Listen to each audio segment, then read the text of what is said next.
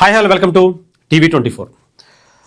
నారా లోకేష్ గారు పవన్ కళ్యాణ్ గారి బాండింగ్ గురించి రీసెంట్గా ఒక వీడియో వైరల్ అవుతుంది. ముఖ్యంగా నారా లోకేష్ గారు పవన్ కళ్యాణ్ గారి గురించి ఒక విద్యార్థితో, అది కూడా పిఠాపురం ఎమ్మెల్యే గారి తాలూకా అయినటువంటి ఆ నియోజకవర్గ ఒక యువకుడితో మాట్లాడినటువంటి మాట ఒకసారి మీకు అది వినిపిస్తాను, తర్వాత మాట్లాడుకుందాం.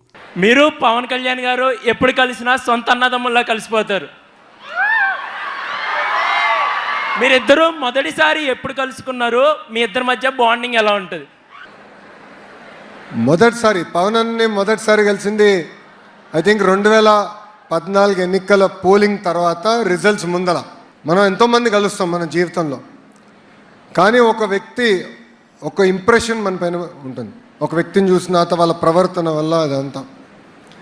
అది నేను గౌరవ ముఖ్యమంత్రి చంద్రబాబు నాయుడు గారిని రాజమండ్రిలో జ్యుడిషియల్ రిమాండ్లో పెట్టినప్పుడు ఆ రోజు పవన్ అని వచ్చారు. I think 3rd day 4th day. ఆ రోజు మేము మాట్లాడుకున్న విధానం,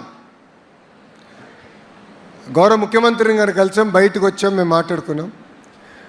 ఆ రోజు ఆయన వచ్చి నన్ను పలకరించిన విధానం, మా కుటుంబానికి అండగా నిలబడిన విధానం నా జీవితాంతం నేను గుర్తుపెట్టుకుంటాను. This is my advice to you also.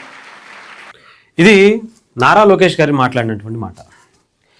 ఇలా ఒక నాయకు, అది కూడా ముఖ్యంగా 2 పార్టీలు, 2 సిద్ధాంతాలు, 2 భావజాలాలు. ఎందుకంటే నారా లోకేష్ గారి తండ్రి తాతగారు కూడా సీఎంగా ఉన్నటువంటి వ్యక్తిత్వాలు, వ్యత్యాసాలు చాలానే ఉంటాయి. పవన్ కళ్యాణ్ గారు సినిమా రంగం నుంచి వచ్చారు. ఆ తర్వాత ఆయనకి చాలా ఇబ్బందులతో కూడినటువంటి రాజకీయాన్ని మొదటి నుంచి చూసుకుంటూ వచ్చారు. చెప్పాలంటే విజయం అంటూ లేకపోయినా కానీ ఆయన ఒక యుద్ధాన్నే చేసుకుంటూ మన ముందుకు వచ్చారు. ఇద్దరిది కూడా తర్వాత గతంలో చాలామంది ఏమంటారంటే పవన్ కళ్యాణ్ గారు నారా లోకేష్ గారిని తిట్టారు, నారా లోకేష్ గారు పవన్ కళ్యాణ్ గారిని తిట్టుకున్నారు, ఇవన్నీ అని. ఇక్కడ నార్మల్గా రాజకీయాల్లో మాట్లాడేటువంటి ఒక మాట నానుడిగానే ఉంటుంది, అందరికీ తెలిసిందే. రాజకీయాల్లో శాశ్వత మిత్రులు శాశ్వత శత్రువులు ఉండరు అంటారు.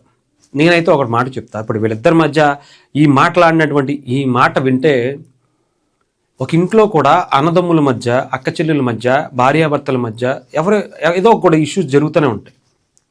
అవన్నీ పక్కన పెడితే ఎవరన్నా బయట వాళ్ళు ఇక్కడికి వస్తే మాత్రం వాళ్ళు ఒకటైపోతారు, చూసారా? అలా ఈ బంధం కనిపించింది నాకు.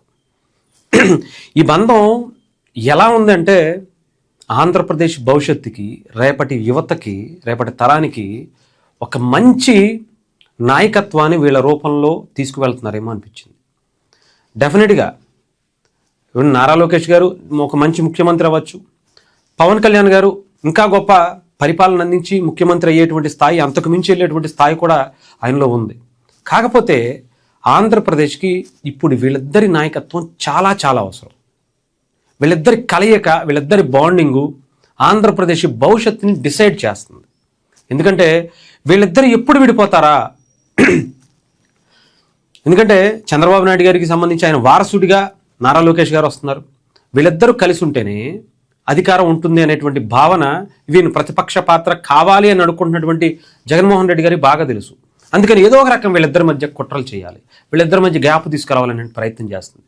కానీ ఎన్ని కుట్రలు చేసినా ఇంకా ఇంకా ఇంకా ఇంకా ఇంకా ఇంకా బలపడుతుందంటే వీళ్ళు ఆలోచించేది వాళ్ళ కుటుంబాలకో లేదంటే వాళ్ళకి ఏదో అద్భుతాలు జరుగుతాయని కాదు, భవిష్యత్తు ఆంధ్రప్రదేశ్ ప్రజల కోసం, యువత కోసం, రేపటి తరం కోసం ఒక 5 ఏళ్ల పాటు ఆంధ్రప్రదేశ్ని సర్వనాశనం చేసినటువంటి పరిస్థితుల నుంచి గట్టెక్కించాలి, భారతదేశంలోనే ప్రపంచంలోనే ఒక మంచి రాష్ట్రంగా మళ్ళీ నిలబెట్టాలి మనం అనేటువంటి ఒక తపన, ఒక నిజాయితీ, ఏదో ఒక రకంగా మన యువతకి మనం అండగా నిలబడాలి. అది వీళ్ళిద్దరిలో కనిపిస్తుంది.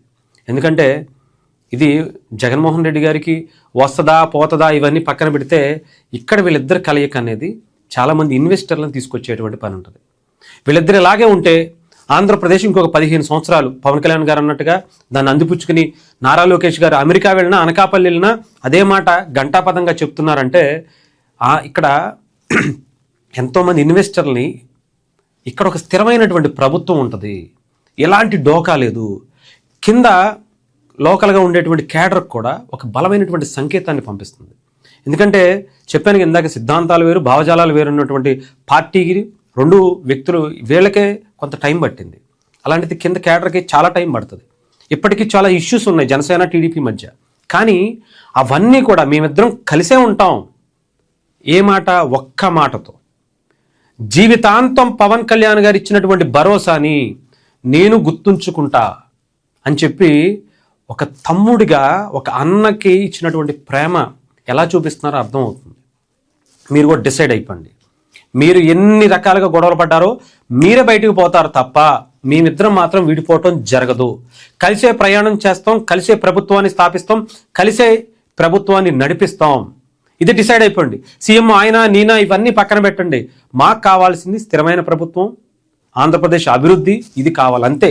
ఇది వాళ్ళిద్దరూ ఇస్తున్నటువంటి ఒక సంకేతంగా కనిపిస్తుంది. డెఫినెట్గా మీ ఇద్దరు కొట్టుకుంటారా? ఇప్పుడు కొట్టుకోండి, ఏదైనా చేసుకోండి. వెళ్ళిపోవాలనుకుంటే బయటికి పోండి, కానీ మేము మాత్రం విడిపోం.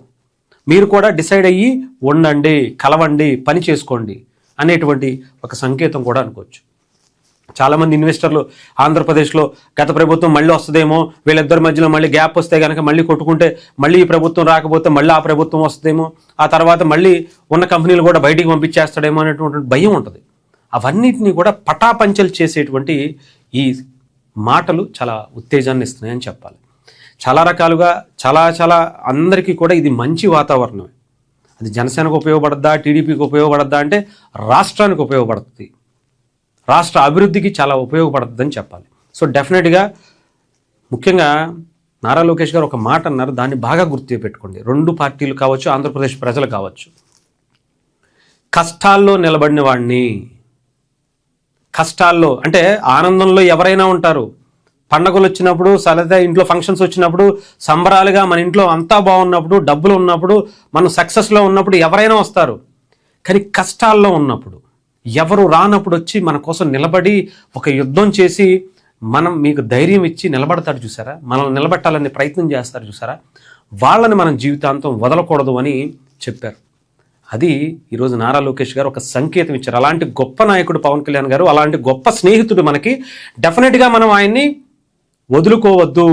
మన కష్టాల్లో నిలబడ్డాడు, మనకు అండగా నిలబడ్డాడు. ఎవరూ రానప్పుడు ఆయన మనకొచ్చి ఒక కష్టాన్ని పంచుకునేటువంటి భాగం పంచుకున్నాడు. దాన్ని మనం గుర్తుపెట్టుకోవాలి, జీవితాంతం గుర్తుపెట్టుకోవాలని ఒక సంకేతం పంపించినట్టుగా అనిపించింది.